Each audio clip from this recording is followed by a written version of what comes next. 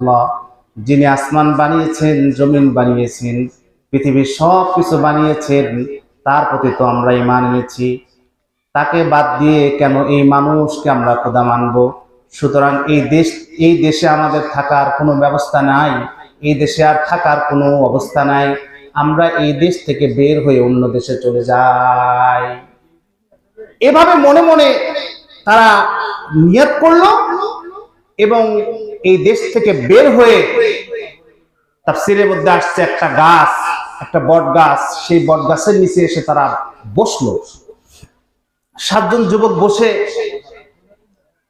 বলল, ভাই তুমি কেন আসছো এখানে?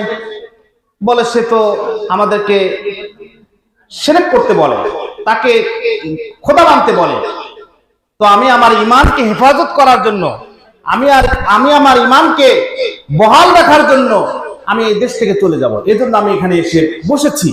এভাবে সবার নিয়তটা একে অপরের সাথে শেয়ার করলো, বলল তাহলে কি করা যায়? বললো চলো আমরা এখান থেকে অন্যত্রে চলে যাই। যখন এই 7 জন যুবক এই দেশ থেকে যখন চলে যাচ্ছে, এই কথা প্রশাসনের কানের মধ্যে চলে গেল, ওই দেশের বাদশার কানে চলে গেল। 7 জন যুবক দেশ থেকে চলে যাচ্ছে, সুতরাং তাদেরকে পাকড়াও করা উচিত, তাদেরকে ধরে আনা উচিত। আলোচনা করতে করতে তাদেরকে ধরার জন্য, এই 7 জন যুবককে ধরার জন্য, এই 7 জন যুবককে পাকড়াও করার জন্য সেনাবাহিনী পাঠানো হলো যে এই 7 জন যুবককে ধরে নিয়ে এসো। কিন্তু যুবকরা যখন সামনে অগ্রসর হচ্ছিল, দেখে পিছনে ঘোড়া আসতেছে, যুবকরা দৌড়াইতেছে, পিছনে ঘোড়া দৌড়াচ্ছে, সেনাবাহিনী তাদেরকে ধরার জন্য দৌড়াইতেছে। যুবকরা যখন দৌড়াচ্ছে, পিছনে পিছনে একটা কুকুরও দৌড়াইতেছে। দৌড়াইতে দৌড়াইতে একটা সামনে 2টা পাহাড়ের গর্ত দেখা গেল। এই গর্তের মধ্যে যুবকরা যখন আশ্রয় নিল, কুকুরটাও সামনে চলে গেল। যাওয়ার পরে কুকুরটা মুখ এদিকে দিয়ে 2 পা দিয়ে বসে গেল। যুবকরা এখানে গর্তের মধ্যে ঢুকে এভাবে হেলান দিয়ে ঘুমিয়ে পড়লো। যখন এভাবে হেলান দিয়েছে, তখন এই 7 জন যুবকের ঘুম চলে আসছে। কুকুরটা এভাবে বসে আছে। সেনাবাহিনী খুঁজে, পুলিশ খুঁজে এদেরকে না পেয়ে চলে গেছে। সূরাতুল কাহাফের আপনারা যারা কোরআন শরীফ পড়তে পারেন এবং বাংলা পড়তে পারেন, আপনারা মাঝে মাঝে এই শানে নজুলগুলো, কোরআনে কি মেসেজ আছে, এগুলো আপনারা পড়বেন। যারা এখন স্মার্টফোন ব্যবহার করি, যদি কোরআন শরীফ খোলার সুযোগ না পাই, অন্তত গুগলে সার্চ দিয়েও এগুলো একটু পড়া যায়। যদি ইচ্ছা থাকে তাহলে উপায় হয়, যদি শিক্ষার যদি আগ্রহ থাকে তাহলে পড়া যায়। তো এইগুলো আপনারা পড়বেন। তো এই 7 জন যুবক যখন হেলান দিয়ে ঘুমিয়ে পড়েছে, কিতাবের মধ্যে আসছে এই 7 জন যুবক এক ঘুমে 300 বছর, কয়শো বছর? 300 বছর ঘুমিয়ে পড়ছে। এই 7 জন যুবক যখন ঘুম থেকে উঠল, ওঠার পরে দেখলো তাদের চুলগুলো বড় হয়ে গেছে, নখগুলো অনেক বড় হয়ে গেছে, মোজগুলো অনেক বড় হয়ে গেছে। একে অপরের সাথে আলোচনা করছে, আমরা কতদিন ঘুমিয়েছি? বলে, তো মাত্রই তো ঘুমাইলাম। তো মাত্র যদি ঘুমাই তাহলে আমাদের এগুলো বড় হলো কেন? এরপরে 7 জন যুবক, তাদের মধ্যে পরামর্শ করা হলো, আমাদের মধ্যে একজন যাও, আমাদের কাছে যে টাকা পয়সা আছে এই নিয়ে বাজারের মধ্যে যাও, কিছু খাবারের ব্যবস্থা করো। আমাদের কাছে যে টাকা আছে এই টাকা দিয়ে একটু বাজারের ভিতরে যাও, যে কিছু খাবারের ব্যবস্থা করো, খাবার কিনে নিয়ে এসো। 7 জন যুবকের মধ্যে একজন যুবক বের হয়ে গেল। গর্ত থেকে বের হয়ে যখন আস্তে আস্তে বাজারের কাছে আসলো, বাজারের কাছে এসে দোকানদারের কাছ থেকে কিছু খাবার নিল এবং যখন টাকাটা পে করলো, টাকাটা যখন দিল,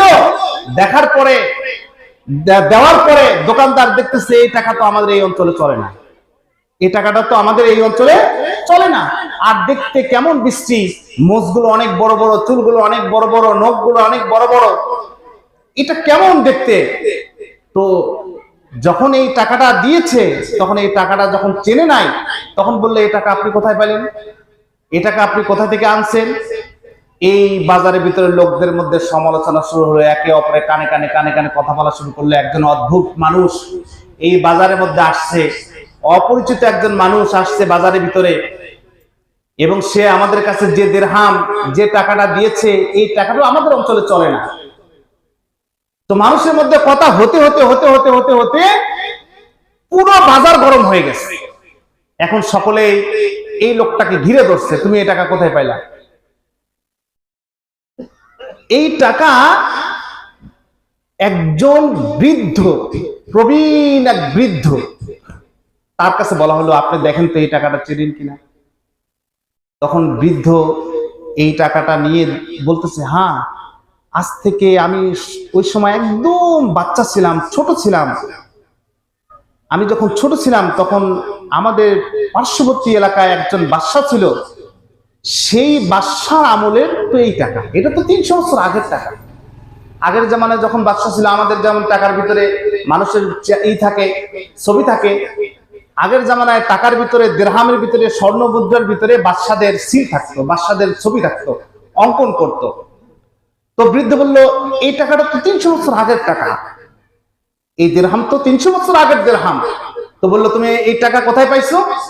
এই আলোচনা হতে হতে হতে হতে ওই অঞ্চলের প্রশাসনের কানে চলে গেল যে অদ্ভুত একটা মানুষ আমাদের সামনে আসছে, এই লোকটাকে জিজ্ঞাসা করতে হবে, পাকড়াও করা হবে। যখন এই লোকটাকে যখন পাকড়াও করতে যাবে, ধরতে যাবে, তখন এই লোকটা দৌড়ায় আবার গর্তের মধ্যে চলে গেল। এমন গর্তের মধ্যে যাওয়ার পরে এরপরে আর কি হয়েছে এরপরে আর কেউ জানে না। গর্তের মধ্যে যে চলে গেল, তাফসীরের মধ্যে আসছে, এই 7 জন ব্যক্তি এবং কুকুর সহ যখন গর্তের মধ্যে আবার লুকিয়ে গেল, ওই সময় আল্লাহ তাআলা তাদের জান কবজ করে দিয়েছেন। তো নবী করিম সাল্লাল্লাহু আলাইহি ওয়াসাল্লামের কাজকে বাধা প্রদান করার জন্য, আটকানোর জন্য এই 1 নাম্বার প্রশ্ন নবী করিম সাল্লাল্লাহু আলাইহি ওয়াসাল্লামের কাছে করবা। 2 নাম্বার প্রশ্ন, ওই ব্যক্তিকে, যে ব্যক্তি পৃথিবীর মাসরিক থেকে মাগরিব পর্যন্ত, শিমাল থেকে জুনুব পর্যন্ত সফর করেছেন, ওই ব্যক্তিকে পৃথিবীর ভিতরে, সমগ্র পৃথিবীর মধ্যে, সমগ্র পৃথিবীর 4 জন প্রাইম মিনিস্টার ছিল, সমস্ত পৃথিবীর বাদশা 4 জন ছিল, 2 জন মুসলিম, 2 জন নন মুসলিম। 2 জন মুসলিমের ভিতরে একজন হচ্ছে বাদশা সুলাইমান, যিনি নবী করিম যিনি আল্লাহ তাআলার নবী ছিলেন। সুলাইমান আলাইহিস সালাতু ওয়াস সালামকে আল্লাহ তাআলা বাদশাহী দান করেছিলেন। এমন বাদশাহী আল্লাহ তাআলা দান করেছিলেন, শুধু মানুষের কথাই বুঝতেন না, শুধু মানুষের কথাই বুঝতেন না, সমস্ত জানোয়ারের এবং যত জীব জন্তু আছে সবার কথা বুঝতেন, এমনকি ফেরেশতা এমনকি জিনরাও তার অধীনে ছিল। তো একজন হচ্ছে সুলাইমান আলাইহিস সালাতু ওয়াস সালাম, আর আরেকজন হচ্ছে বাদশা সিকান্দার, যেটাকে আমরা জুলকারনাইন বলি। বাদশা সিকান্দার ইনি ছিলেন সমগ্র পৃথিবীর বাদশা। আর 2 জন অমুসলিমের মধ্যে একজন ছিল নমরুদ ইবনে কিনান, আরেকজন ছিল বখতে নসর। এরা ছিল জালেম এবং অমুসলিম। এই 4 জন ব্যক্তিকে আল্লাহ তাআলা সমগ্র পৃথিবীর বাদশাহী বানাইছিলেন, সমগ্র পৃথিবীর বাদশা, প্রাইম মিনিস্টার বানাইছিলেন। তো তোমরা বাদশা জুলকারনাইন সম্পর্কে জিজ্ঞাসা করবা যে এই লোকটাকে।